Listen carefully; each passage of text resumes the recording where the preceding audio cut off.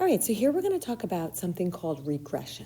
Now, what's going to happen with this is, if you see here, right, we're given a table that gives us some data, and we're going to actually input that data into our calculator, and it's going to give us something called a regression equation. It's going to give us an equation that most accurately represents this data right here.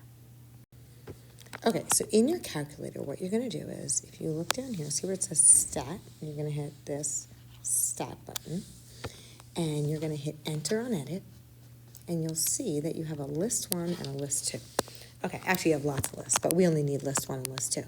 What we're going to do is we're going to enter the data in the first row into list 1, and the data in the second row into list 2. Okay, so you could do that quickly. So just 1, enter, 2, enter, 3, enter, and so on. I think you could hit down instead of enter if you want as well. Okay, then we're going to go over to the second list, and we're going to plug in those second numbers. And just, double check, make sure that you guys are entering the correct numbers, because if you enter any of the, data incorrectly, it's going to give you a wrong equation. Okay, so there we go. We have our numbers in there. Now, what it's asking us to do here, let me just move this down a little, is it says write an exponential regression equation. Okay, so in the calculator, what we're going to do is, if you go back to that stat button right there, and you're going to go over to calc, and you're going to scroll down. It's actually faster to scroll up, but I'll just scroll down so you could see until you see, look right there, exponential regression. See how that one right there says exponential regression? So you can hit enter on that. And then it says, did we enter the x values into list 1? Yes, we did, right? Here's our x's. We put them in L1. And then the y values are in list 2. And then we're going to go down to calculate and hit enter. I don't know why do you see that zooming in and out? That's kind of making me seasick a little here. Sorry about that, guys. Okay, so go down to calculate and hit enter. And this is the format of our regression equation. Okay, so this is what you should see on your calculator. So if you don't see these exact values, it just means go back and check these values that you plugged into your list 1 and list 2. Probably one or more of them is incorrect. Okay, so this is the setup of an exponential equation. Y equals a times b to the x power. So all we're going to do is we're going to take this a value and substitute it where we see the a, and we're going to take this b value and substitute it where we see the b. And it does say here to round all values to the nearest thousandth, which means 3 decimal places. Okay, so again, you're going to take this a value, right, to the nearest thousandth, so 101.523, and you're going to put that where you see the a. So that's what I did. Then I just used, this little asterisk means times, so I did a parenthesis to show we were multiplying, and I wrote, in place of b, I put 0.883. Okay, and then that means to the x power, so I put a little x, and this is my exponential regression equation. Okay, so now in the next part it says, use this equation to algebraically determine the altitude to the nearest hundredth, let me just underline that, of a kilometer when the air pressure is 29 kilopascals. Okay, so they want us to algebraically determine the altitude. So the altitude we could see right here is our x value. So we're going to solve for x when the air pressure is your y, is 29 kilopascals. So basically we're plugging in 29 for the air pressure, for the y. Okay, so we're just going to solve for x. So again, we replace the y with 29, and we're solving for x.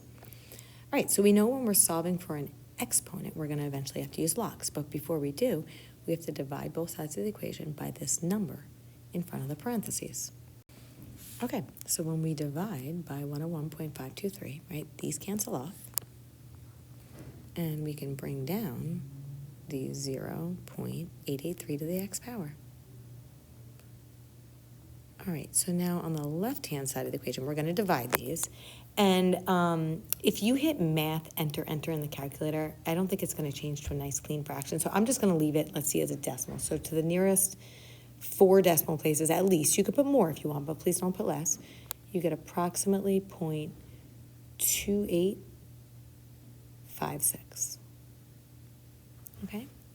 Now, this is the point where we're going to put log in front of both sides of the equation. And I just want to make sure you see that's a decimal. And the reason we do that is so that this exponent of x comes to the front of the word log. Okay, and then now that this is no longer an exponent, we could solve for it, right? We just divide both sides by log of 0.883. All right, so then these cancel, and we can bring down the x. And when we divide these, let's see, you get, I'm just going to approximate for now, you get 10.0698. And they want it to the nearest hundredth, so that would be 10.07. And don't forget about your units. The units, I mean, they come right out and tell you are kilometers, so I'm just going to abbreviate that, km.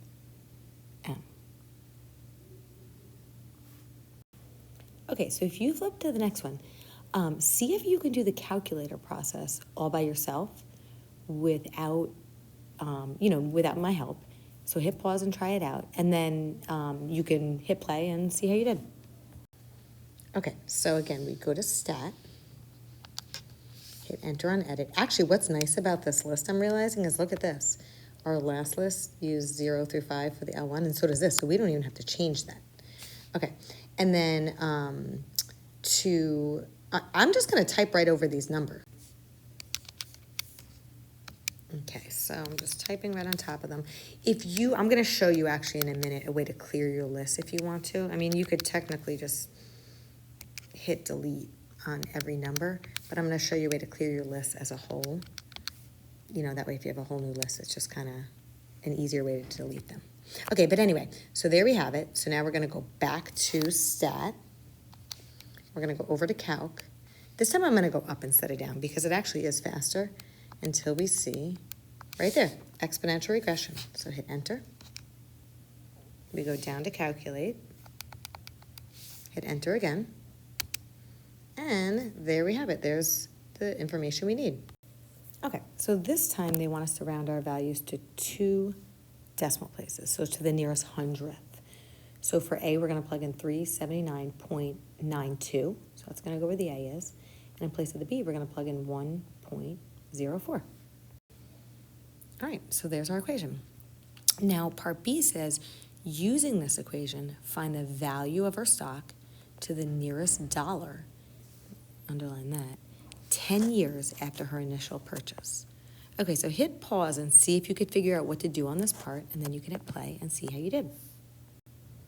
Okay, so what they're asking us to do is find the value of our stock. So find the Y, right? The Y is the value of the stock. 10 years after her initial purchase. So they're giving us 10 for the year, so X represents the year. So we're just really substituting in 10 for X. Okay, so solving for Y is easier than solving for X, right? Because all you have to do is plug this in your calculator and see what you get. Okay, so when we do, we get Y equals 562. I'm just going to put some decimals for now, 0.37. But the reason I said for now, sorry, that's a 3. It's a really bad 3. The reason I say for now is because they want us to round to the nearest dollar, which means the nearest whole number. So that would just be $562. All right, so see if you could do the last part on your own and then hit play and see how you did. So this time they want us to determine the year. So we're going to be solving for the X. And when her stock will reach $1,000, so this $1,000 is going to go in for the Y. So we're going to put 1,000 for Y and solve for X. All right, so to solve, we're first going to divide by this number that's in front of our parenthesis. Okay, so when we do, these cancel off, so I'm going to bring down on the right-hand side the 1.04 to the X power. And on the left side, I'm going to round that to, I guess, at least 4 decimal places. So that gives me 2.6321. All right, now we know we need to use logs, right? And the reason we use logs is to get that exponent out of the exponent spot, right? The power rule tells us that power can come to the front of the word log. All right, now let's divide both sides by a log of 1.04. That way we can get the X by itself. All right, so when we do, these cancel, leaving us with x. And then you could just plug the left side of the equation into your calculator. And when you do, we get this. Okay, so it says to determine the year. So they don't want to know how many years, they want to know what year are we going to be in. So let me just scroll back up to the top here. All right, so she invested these in 2005. All right, so let me just write that down here. She invested those in 2005. Let's figure out how many years we have to add on to this. All right, so even though this number rounds up to 25, no matter what this decimal is, isn't it still within the 24th calendar year, the 24th year, right, if you're looking at a calendar? So even if this is 24.9, it still happens within the 24th year, just more towards the end of that year. So to 2005, we're going to add on 24, not 25, because it's within that same calendar year. All right, so that's going to bring us to 2029. So that's when her stocks will reach $1,000. All right, so before we start the next one, I wanted to show you a quick way to clear out your lists. I mean, you can just hit delete on all the numbers or type right over them, but see, I'm going to come down here and see where it says above the plus sign, it says memory. If you hit second and then memory, second plus, and then number 4 says clear all lists, you could just hit the 4 and then enter, and it'll clear your list. So this time, when you go into, I'm going to hit stat, and you hit edit, your list will be nice and clear for you. So you could just plug the numbers right in there. So why don't you guys read number 3, plug in the numbers from this table, and see if you can create your own regression equation. All right, so this is what I got in my calculator. If you did not get these values, go back and check your numbers, okay?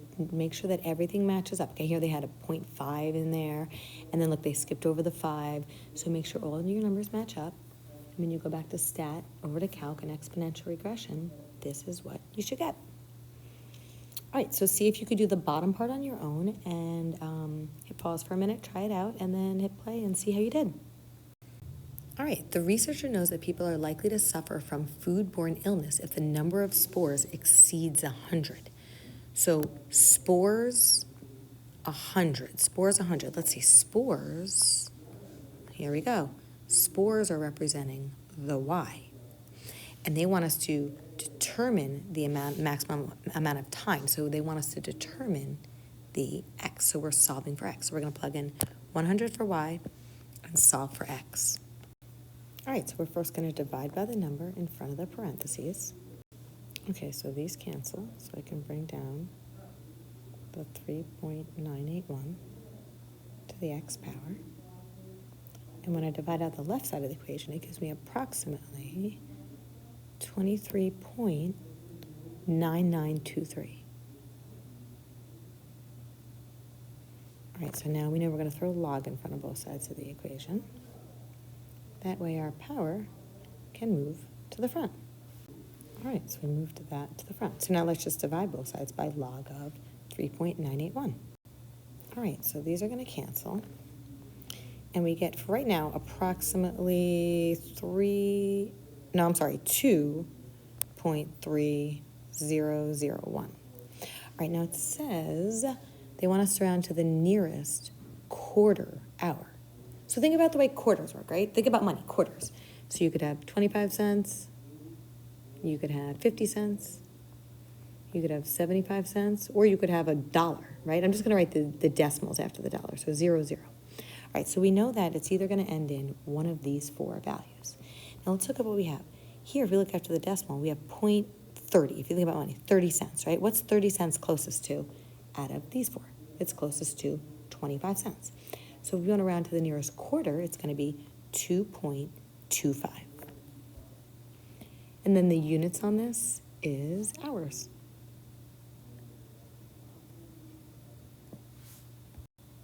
All right, this next one, I mean, we've done a bunch of these, so try it on your own. I'm not going to go over it in the calculator. Just try it in the calculator, see how you do. And even though these are fractions, when you hit enter, your calculator may change it to a decimal, but that's okay. It'll still figure it out. So plug this into list 1, this into list 2, and write your exponential regression equation rounded to the nearest thousandth. All right, so if you wrote this, you are very, very close, but there's one little mistake. So see if you can look closely and see if you could find it. Actually, technically, two little mistakes. All right, here's my mistakes. They do not use X and Y. Look, they use A and D. So the A's represent our X's, and the Y's, and the D's represent the Y's. So what we're going to have to do is we're going to have to erase a little bit. I'm going to go back and change this X to an A. And I'm going to use capital because they use capital, so let's stick with what they use. And I'm going to go back and change my Y to a D. And that's it. That's all we had to do for this one. We didn't have to use our equation to solve anything. We just had to make it. All right, on to the next. All right, this one looks a little different. What are they looking for us to do here? Okay, the relationship between weight and time is best modeled by which one of these? Okay, personally, I don't think I would try to figure out exactly where these points are and go to my stat plot. I think what I would do is I'm just going to set up my window to match this window. And I'm going to go to y equals and plug in these equations one by one and see which one looks like this. Okay. Okay, so first let me hit window. Right here's window. And it looks like our x min is 0 and our x max is, I don't know, 1, 2, 3, 4, 5, 6, 7, 8, 9, 10. Okay, so the x min I'm going to change to 0.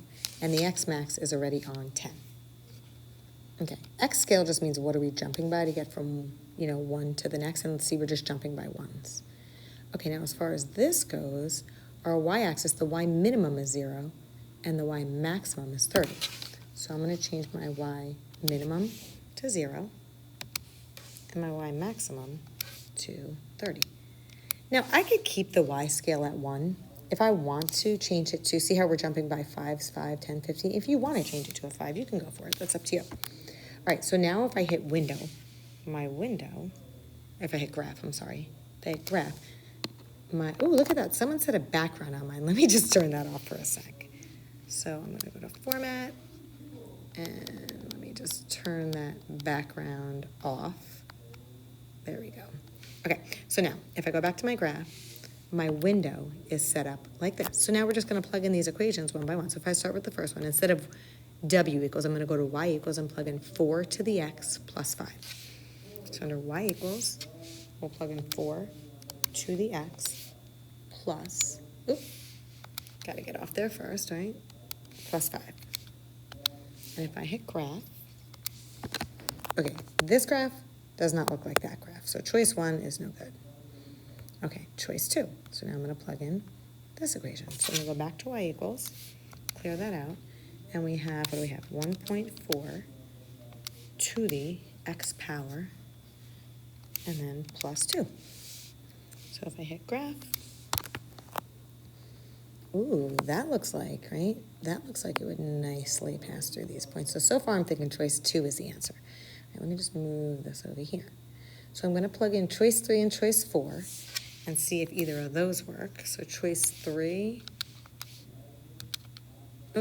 sorry. It's hard to actually, this iPad covers the calculator as I'm trying to type, so it's actually really hard to do this. Okay, so there's choice 3, and if I hit graph, nope. And if I try choice 4, let's see, we'll make that an 8. I'll just clear it out. 8 and then times 0.75 to the x. And hit graph. Ooh, no, that one's no good either. All right, so it looks like choice 2 is my answer.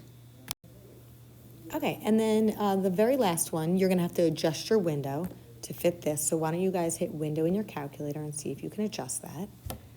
And you're going to type in the answer choices one by one and see which one looks like this.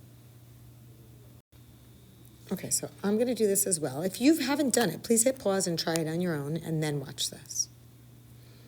Okay, so I'm going to go to my window. We could see the x minimum is 0 and the x maximum is 100. X min is 0 and x max is 100. We're jumping, it looks like, by 20, so if you want to change your x scale to 20, you can. You don't have to, though. It really doesn't matter. That's up to you. Okay, then here, my y minimum is -10, and my y maximum is 60. So y minimum is -10, and my y maximum is 60. And we're jumping by 10, so if you want to change that y scale to 10, you can, but again, you don't have to. Okay, so if I were to hit window, my window kind of matches up with this window here. So I'm going to jump right to the answer because I already did these. So if I jump, let me move this over here so we could see it because it is choice 3. If I go to y equals and plug in choice 3 and hit graph, what we'll notice is this right here looks like it would very accurately represent those points. So choice 3 is our answer.